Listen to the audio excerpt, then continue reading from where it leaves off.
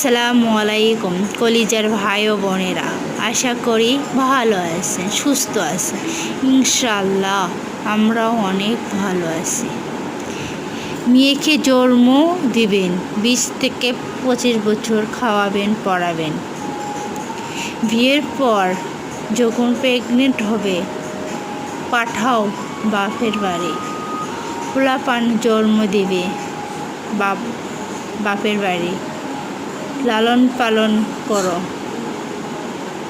মেয়ের বাবা মা বৃদ্ধ বয়সে মেয়ের সেবাও পাবে না।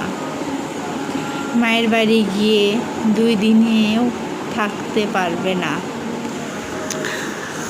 বাবা মা তখন মানুষের মুখে বুলি ফোটাবে, জামাইয়ের বাড়ি এসে থাকে। আর সব অধিকার তখন মেয়ে শ্বশুর শাশুড়ি হবে। সমাজে এই নিয়মকে ধিক্কার জানাক। তাই আমাদের সকল মেয়েদের উচিত বাবা মার পাশে থাকা, একটু হলে বাবা মাকে একটু সেবা করা এবং বাবা মাকে দেখভাল করাও মেয়েদের অধিকার। সেটা আমি মনে করি। বাবা মায়ের ঋণ ছেলে মেয়ে কেউ শোধ করতে পারবে না।